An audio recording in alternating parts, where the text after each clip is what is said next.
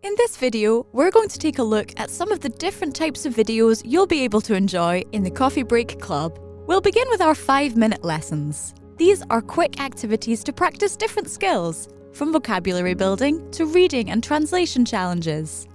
Here's Marina from the Coffee Break Spanish Club with an example of a vocabulary builder.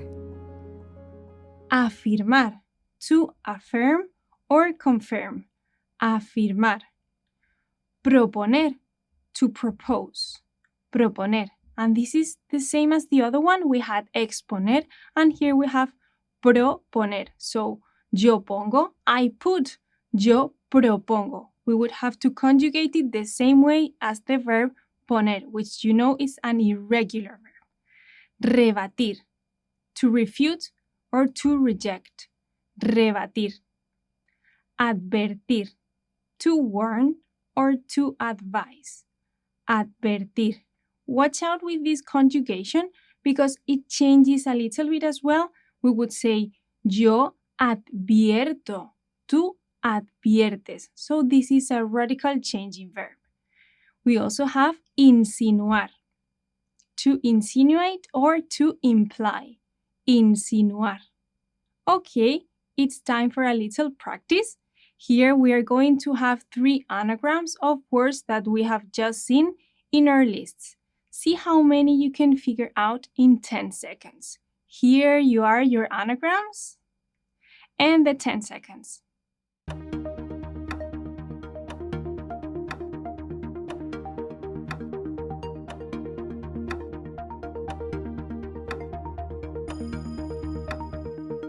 Tiempo. So these are the Spanish words. Advertir, to warn or to advise. Explicar, to explain. Insinuar, to insinuate or to imply. Each 5-minute video focuses on one skill, and they include challenges where you'll be actively using the language, like in this translation challenge with Max. Let's move on to the next sentence. The first time my girlfriend went to France, she found the food delicious. 10 secondes.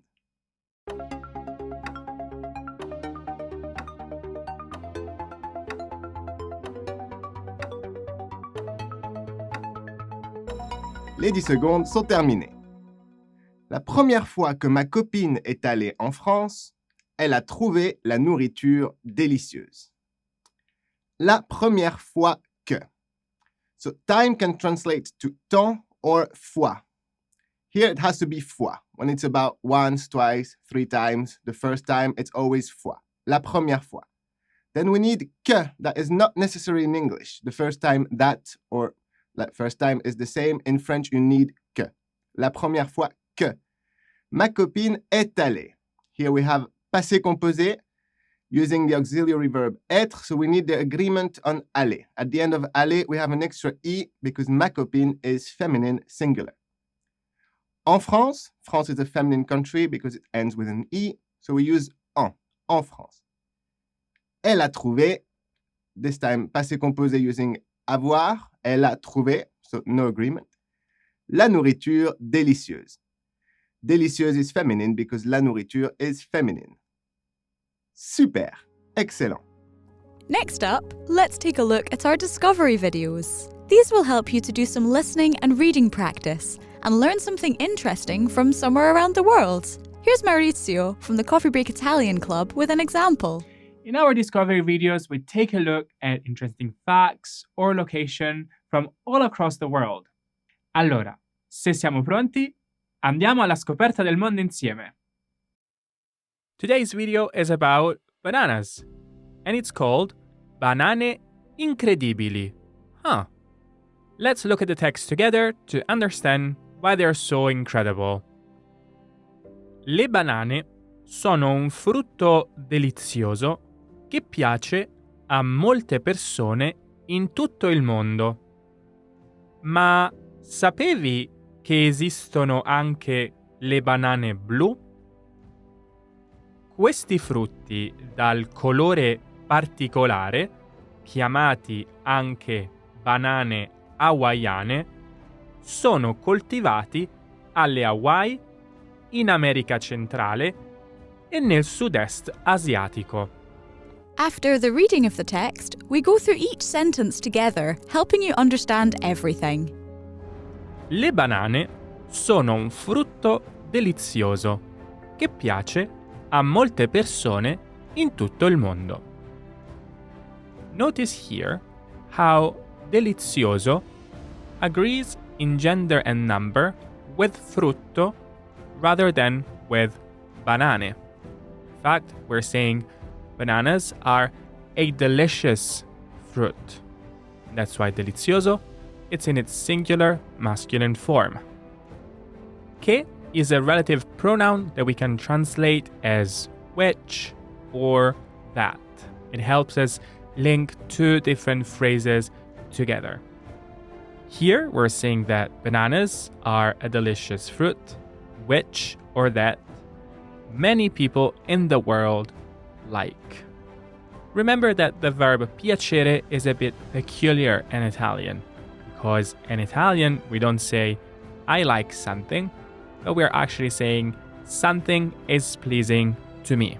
So here we're saying that this delicious fruit is pleasing to many people, a molte persone, all around the world, in tutto il mondo. Notice how we're saying all around the world, in tutto il mondo, using the preposition in. Here at Coffee Break, we like to learn languages sip by sip.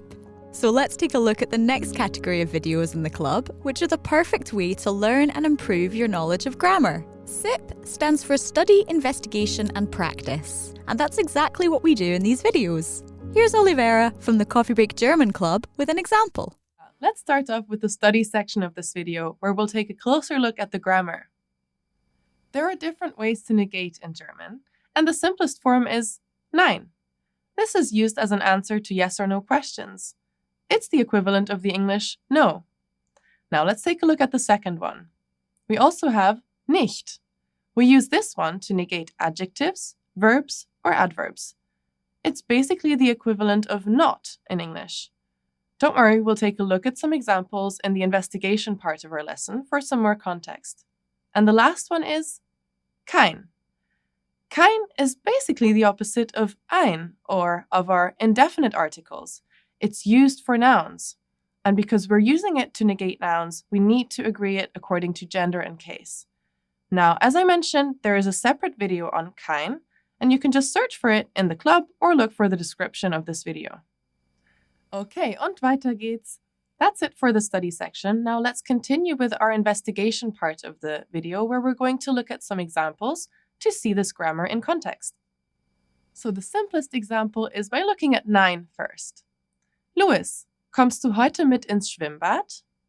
Nein, ich bin leider krank. This just means, Louis, are you coming to the pool with us today? No, unfortunately I'm ill. Here we can just see how we're using nein as an answer to a yes or no question. After the study section, where the topic is introduced, and the investigation section, where we go into more detail, it's time for some practice. Now let's put what we've learned into practice. Let's start off with a gap-fill exercise. So you'll see a sentence on the screen, and then try to make a correct negative sentence. Then translate the sentence into English. So our first sentence is, Im Supermarkt gibt es Brot mehr. Try to fill in the gap and then translate this into English. You'll have 10 seconds, starting now.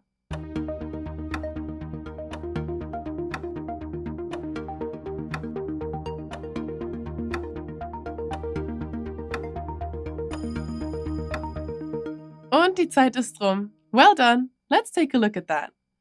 Im Supermarkt gibt es kein Brot mehr.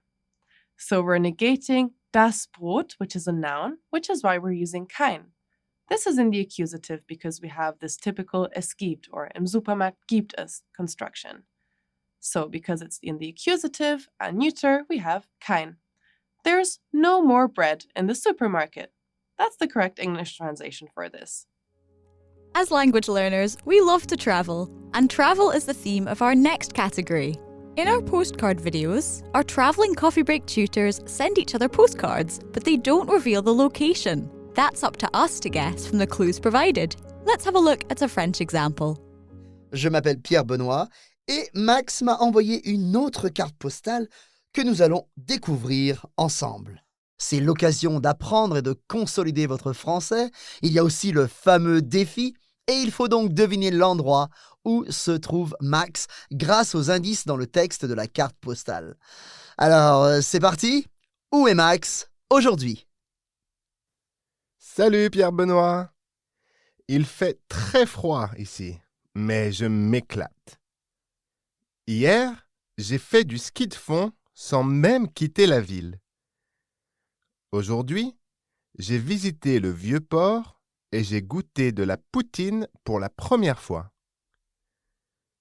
Pour finir, j'ai apprécié la vue périphérique de la ville du sommet du Mont Royal. On peut voir jusqu'au fleuve Saint-Laurent. Tu as deviné où je suis? À plus, Max. Une carte postale très sympa qui donne une petite idée de l'endroit où se trouve Max. Non? Alors, regardons le contenu de chaque phrase. Okay, let's have a look at each sentence. See if we can find any clue as to where Max is. Salut Pierre-Benoît. Il fait très froid ici, mais je m'éclate. Hi Pierre-Benoît. It's very cold here, but I'm having fun. Il fait très froid. It's very cold here. In French, we use faire for loads of weather expression. Here is il fait très froid, but you could have il fait très chaud. It's very warm. Il fait du vent aujourd'hui. So it's quite handy to know that we're using faire for the weather. What should I know if you were going to say it's raining? You don't need to use faire. You can just say il pleut aujourd'hui. It's raining today. So, il fait très froid ici. It's very cold here. Mais je m'éclate, but I'm having fun. Literally, I am bursting myself. I'm having a blast. The idea of éclater, to burst, to blast. So it's quite a nice expression to say when you're having a ball, when you're having a blast, when you're having fun. Je m'éclate. It's a reflexive verb, so you need to have the M apostrophe here. Okay, it should be me, but before a verb that starts with an E there, it's M apostrophe. Je m'éclate. I'm having fun. The last type of lesson we're going to look at in this video brings the traditional coffee break experience to the club. In a coffee break with, you'll join two tutors and learn something useful. Sometimes we focus on a reading text, sometimes there's pronunciation practice, and sometimes we'll be reviewing a particular area of vocabulary or grammar together. Let's watch a clip from a coffee break with Mark and Annabelle from the Coffee Break Spanish Club. But Annabelle, let's look at this a 20 minutos. We can use the verb estar when we're talking about location. And if we said, for example, este piso está a 20 minutos del centro de Valladolid, we're saying it's at a distance of, but we don't say that in English. We just say it is 20 minutes from the centre of Valladolid, which can be confusing when we're translating this into Spanish. Bueno, cuando tenemos tiempo o distancia, we must use that preposition. So if I said to you, my house is 20 minutes from the swimming pool. Mi casa está a 20 minutos de la piscina. I always like to think of it as meaning at a distance of, because we can translate the a as at. So at a distance of, mi casa está a 20 minutos de la piscina. I've forgotten where the swimming pool was. But it also works for distance. So that was time. So give us another example. Mi casa está a 10 metros de la piscina. Oh, Quite wow. close, no? Does it take 20 minutes to get to walk 10 It meters? was a different house. Okay. So, a 10 metros, again, at a distance of 10 meters from the swimming pool. In this case, we're talking about, of course, the piso. And the piso está a 20 minutos. It's 20 minutes away. It's at a distance of 20 minutes from the center of Valladolid. En transporte público. En transporte público, muy importante, ¿eh? So, as you can see, the club is full of fantastic contents to help you build your language skills. You simply need to decide what you want to learn today, which kind of activity you'd like to work on, and how long is your coffee break. Whether you want a 5-minute cultural text or a longer review of grammar, there's something for you in our library of learning content on the Coffee Break Club, and we're adding new videos all the time. Join the Coffee Break Club on Coffee Break TV. Visit coffeebreaktv.com.